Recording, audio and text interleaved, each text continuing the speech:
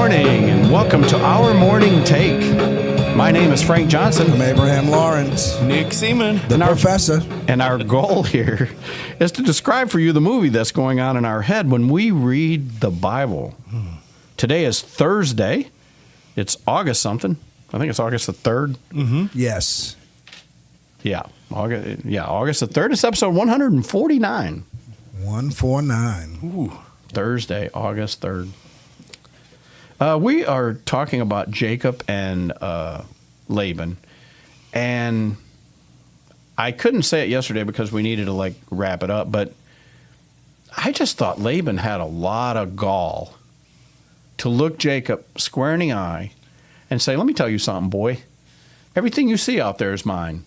These girls are mine. These grandchildren are mine. It's all mine. Every bit of it's mine. Like I'm just letting you have it. Sounds like a mafia movie or something. That was weird, wasn't it? Yeah. First of all, it was weird for him to chase him down. That took some nerve too. Abe, he took his gods. But still, I mean, you chased this guy down and you robbed him for 20 years, and you had the nerve to chase him down Because he took his gods. He now listen, Jacob didn't steal all this other stuff. Nope. But you know what? His gods are gone. Yeah. And he says Jacob stole them. And this really was an offense to Jacob. Because you know what? I've been nothing but above board with you the whole time. As much as Jacob might be a trickster and a deceiver and everything else, and like I said, they deserve each other, Jacob was fair with Laban. Absolutely. Probably more so. But like I say, we left off yesterday with that statement by Laban that said, everything you see is mine. In other words, when you came, you had nothing, and you basically could go back with nothing because it's all mine.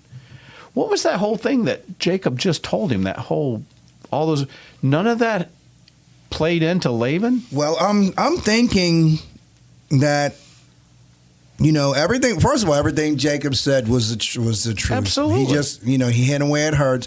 I think the first part of Laban's speech is his ego, and then he was just like, "Let's just make amends." It's his ego, because verse 43 is just his ego. Yeah, he's had to say something. Yeah, he's not going to let Jacob get the best of him. He's going to say something back, just so you know, these kids are mine and blah, blah, blah. But let's just call it even. Do you think it's a little bit of a used car salesman technique too, though, when he says the car's only got 30,000 miles, it's in pristine shape, those are brand new tires, I just had the brakes done. In other words, you're going to pay me top dollar for this car because of what it's worth. You're setting that. So Laban is like, before we make this covenant, though, I want you to know, all of this should just be mine. Yeah. Oh, absolutely. So you just keep that in mind before we start negotiating. I'm doing something nice for you. I'm doing something great. Yeah, it's like he's doing Jacob a favor by making the deal. Yeah. Amen. So I kind of do feel like it's a little of that kind of thing going on. So now come, let us make a covenant. We're in chapter 31 of Genesis and verse 44, if you want to read along with us. The New American Standard Bible says, so now come, let us make a covenant, you and I, and let it be a witness between you and me. And Jacob took a stone, and he set it up as a pillar. And Jacob said to his kinsmen, gather stones. So they took stones, and they made a heap, and they ate there by the heap. Now Laban called it whatever that is. You want to pronounce that? Professor. Jagar Sahadutha. What he said. Oh, look at that. What he said. But Jacob called it Gilead, which is much easier. That sounds a lot better. Yeah.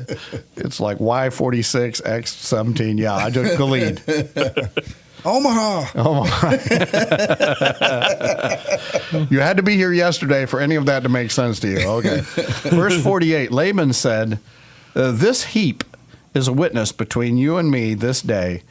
Therefore it was named Gilead, and Mizpah, for he said, may the Lord watch between you and me when we are absent from the other. If you mistreat my daughters, or if you take wives besides my daughters, I mean, how many more does he think he needs? He's got 4. Jacob is just Jacob's like, looking at him Jacob's like, like, is this guy really? He never. Are you for real? Jacob's like, this guy just never stops. He never stops. Listen, I only wanted 1. That ship has sailed. And I got this tender-eyed one over here. You're the whole reason I have 4 now. I just wanted 1. 20 years of this? I would have just had 1 wife and 2 sons. That's all I would have had if it would have just been up to me. But no. Laban said to Jacob, behold this heap, behold the pillar, which I have set between you and me. This heap is a witness, and the pillar is a witness. And I will not pass by this heap to you for harm, and you will not pass by this heap and this pillar to me for harm. Okay, so this is the neutral zone. Stop right there. Sure. So this covenant that they're having, so have we done away with the hand going underneath the thigh and all of that stuff? Is that over with now? We're not doing that anymore. We're just doing covenants. No more heap of stones. Okay, so no more under the robe, none of that. They decided a heap of stones is easier. Yeah, I don't think we're doing that anymore. There's kids around. We're just going to go with a heap of stones. Let's just go with the heap of What is Grandpa doing to Dad? My real question is, has Rachel got off that camel yet? That's kind of, Like, I really got to pee.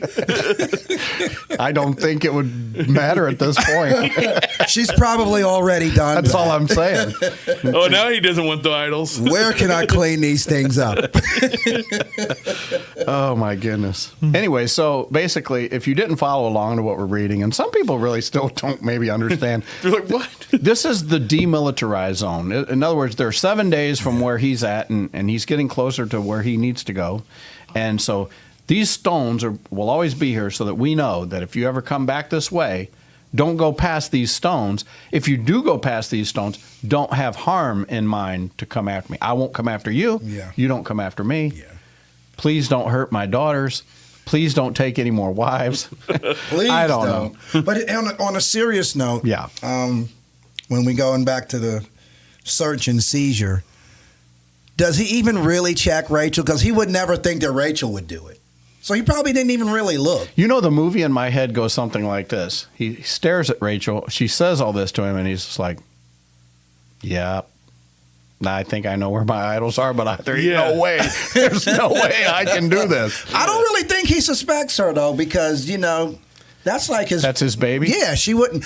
Oh, okay, I know you don't got him, so I'm not going to really look. Maybe that's the other reason that he gave him Leah first, too, because maybe he just didn't want to part with Rachel. Yeah. That's probably one of the gods, and this guy's taking Rachel. I got to go after him, So anyway, verse 53 says, the God of Abraham and the God of Nahor, the God of their father, judge between us. Now, is the God of Abraham and the God of Nahor the same God? What do you think, Nick, Professor? The God of Abraham, the God of Nahor, the God of their father.